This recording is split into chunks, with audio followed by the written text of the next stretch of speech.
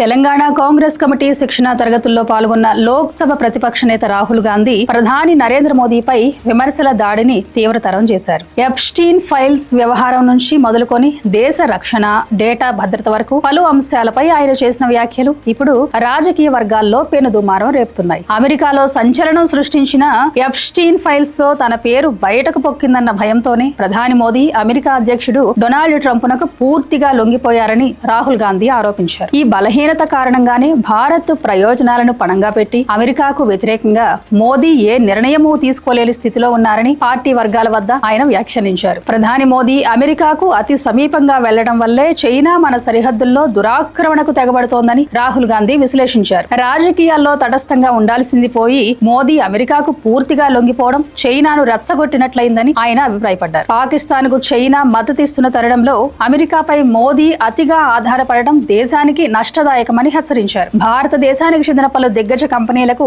అమెరికాతో లోతైన వ్యాపార సంబంధాలున్నాయని, ఇది దేశ ఆర్థిక స్వతంత్రతపై ప్రభావం చూపుతుందని రాహుల్ పేర్కొన్నారు. మన దేశ డేటాను, ప్రజల సమాచారాన్ని అమెరికా అధ్యక్షుడికి చేరవేసేలా మోదీ సర్కార్ వ్యవహరిస్తోందని ఆయన ఆరోపించారు. వికారాబాద్ జిల్లా అనంతగిరిలో గత 10 రోజులుగా జరుగుతున్న ఏపీ, తెలంగాణ రాష్ట్రాల డీసీసీ అధ్యక్షుల శిక్షణ శిబిరం రాహుల్ గాంధీ రాకతో ఉత్సాహంగా సాగింది. కేవలం ప్రసంగాలకే పరిమితం కాకుండా ఒక ఉపాధ్యాయుడిలా పార్టీ శ్రేణులతో రాహుల్ జరిపిన మేధో మదనం పార్టీ వర్గాల్లో కొత్త చర్చకు దారితీసింది. ఇది ఒక సాధారణ రాజకీయ ప్రసంగంలా కాకుండా పరస్పర చర్చా వేదికలా సాగింది. మధ్యలో డీసీసీ అధ్యక్షులను ప్రశ్నలు అడగమని ప్రోత్సహిస్తూనే ఆయన కూడా వారికి క్లిష్టమైన ప్రశ్నలు సంధించారు. తన ప్రశ్నలకు సరైన సమాధానం చెప్పిన నేతలను గుడ్ అంటూ ప్రశంసించారు. ఒకవేళ ఎవరైనా తప్పుగా సమాధానం చెప్తే నవ్వుతూ ఫెయిల్ అని అంటూనే వారి వెన్నుతట్టి ఉత్సాహపరిచారు. ముఖ్యంగా అహింస కాంగ్రెస్ మార్గం, హింస బీజేపీ విధానం అంటూ లోక్సభ ప్రతిపక్ష నేత రాహుల్ గాంధీ పార్టీ శ్రేణుల్లో నూతన ఉత్తేజాన్ని నింపారు. అనంతగిరిలో జరిగిన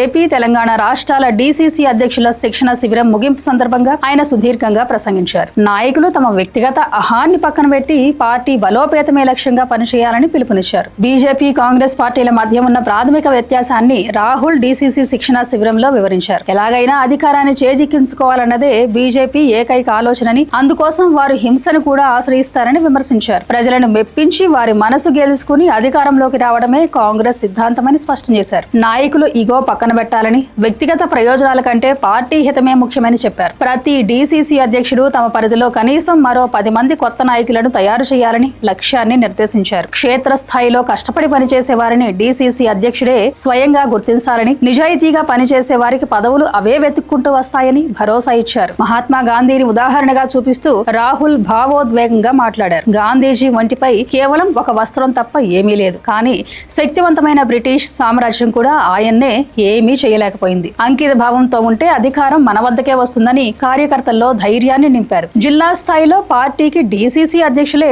సుప్రీమని రాహుల్ ప్రకటించారు. మీరంతా నా బృందం, మీ బాధ్యతను సమర్థవంతంగా నిర్వహించాలన్నారు. రానున్న రోజులన్నీ మనవే, మనం కలిసి విజయం సాధిస్తామన్నారు రాహుల్. అంతేకాకుండా కాంగ్రెస్ పార్టీలో ఇకపై పైరవి రాజకీయాలు సాగవని, కేవలం ప్రజల్లో ఉండి పనిచేసే వారికే భవిష్యత్ ఉంటుందని లోక్సభ ప్రతిపక్ష నేత రాహుల్ గాంధీ మరోసారి స్పష్టం చేశారు. అనంతగిరి శిక్షణ శిబిరంలో డీసీసీ అధ్యక్షులతో ముఖాముఖి చర్చించిన ఆయన నాయకుల్లో ఉండే 3 రకాలను విశ్లేషిస్తూ పార్టీ కేడర్ కు దిశానిర్దేశం చేశారు. అవినీతి, నేరాలకు దూరంగా ఉండాలని, నాయకుడనేవాడు నైతికంగా ఉన్నతంగా ఉండాలని రాహుల్ సూచించారు. అవినీతికి పాల్పడే నేతలు ఎప్పటికైనా దొరికిపోతారని, ప్రజల్లో చులకనవుతారని హెచ్చరించారు. నేర చరిత్ర ఉన్న వారికి భవిష్యత్తు ఉండదని, వారి దురాగతాలను ప్రజలు ఎప్పటికైనా గుర్తిస్తారని పేర్కొన్నారు. ఈ రెండిటికి దూరంగా ఉండేవారే నిజమైన నాయకులని అన్నారు. దేశంలో కులగణన చేసిన మొదటి రాష్ట్రం తెలంగాణ అని గుర్తు చేస్తూ సామాజిక న్యాయంపై తన నిబద్ధతను చాటారు. ఎస్సీ, ఎస్టీ, బీసీ వర్గాలను గౌరవించాలని, వారిని వెన్నుతట్టి ప్రోత్సహించాలని పిలుపునిచ్చారు. దేశవ్యాప్తంగా కులాల వారీగా లెక్కలు సేకరించి అత్యంత వెనుకబడిన వారికి తగిన అవకాశాలు కల్పించడమే కాంగ్రెస్ లక్ష్యమని పునరుద్ఘాటించారు. కాంగ్రెస్ గుర్తు హస్తం వెనుక ఉన్న పరమార్థాన్ని రాహుల్ వివరించారు. ప్రపంచంలోని అన్ని మతాల చిహ్నం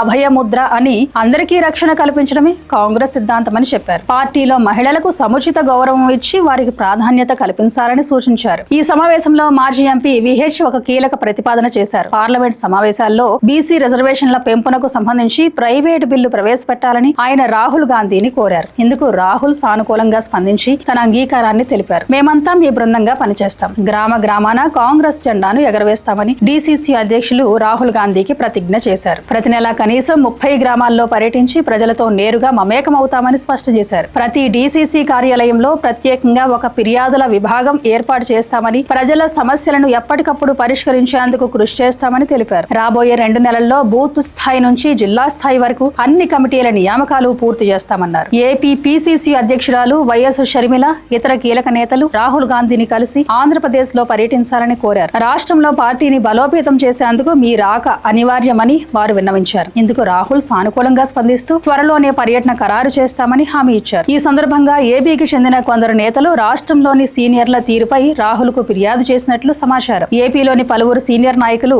పార్టీ పటిష్టత కోసం ప్రజల్లోకి వెళ్లడం లేదని వారు ఆవేదన వ్యక్తం చేశారు. ఉమ్మడి ఆంధ్రప్రదేశ్ విభజన సమయంలో యూపీఏ ప్రభుత్వం ఇచ్చిన హామీల అమలుపై ఏపీ నేతలు రాహుల్ గాంధీకి వినతి పత్రం అందజేశారు. విభజన చట్టంలోని హామీలను ప్రస్తుత ప్రభుత్వం అమలు చేయడం లేదని వారు ఆరోపించారు. చట్టబద్ధంగా ఏపీకి రావాల్సిన హక్కుల కోసం పార్లమెంట్ లో గట్టిగా గళమెత్తాలని రాహుల్ ను కోరారు. యూపీఏ హయాంలో తెచ్చిన చట్టం కాబట్టి ఆ హామీల అమలు విషయంలో వెనక్కి తగ్గేది లేదని, పార్లమెంట్ లో కేంద్ర ప్రభుత్వాన్ని గట్టిగా నిలదీస్తామని రాహుల్ వారికి భరోసా ఇచ్చారు. ఏపీ ప్రయోజనాల విషయంలో కాంగ్రెస్ పార్టీ ఎప్పుడూ ముందుంటుందని, విభజన హామీల అమలు కోసం పార్లమెంట్ లో పోరాడదామని రాహుల్ అన్నారు. వికారాబాద్ డీసీసీ శిక్షణ సమావేశంలో తెలంగాణ సీఎం రేవంత్ రెడ్డి భావోద్వేగంగా, మీరు దేశ ప్రధాని కావాలి, ఇది నా ఒక్కడి కోరిక కాదు, కోట్ల మంది కాంగ్రెస్ కార్యకర్తల ఆకాంక్ష అంటూ చేసిన విజ్ఞప్తికి రాహుల్ గాంధీ సానుకూలంగా స్పందించారు. అనంతగిరిలో జరిగిన డీసీసీ అధ్యక్షుల శిక్షణ శిబిరంలో ఈ ఆసక్తికర సన్నివేశం చోటు చేసుకుంది. చివరగా కష్టపడి పనిచేసే ప్రతి కార్యకర్తకు, నాయకుడికి అండగా ఉంటానని రాహుల్ భరోసా ఇచ్చారు. మీరు ప్రజల కోసం పనిచేయండి, మీ భవిష్యత్తు నేను చూసుకుంటాను అని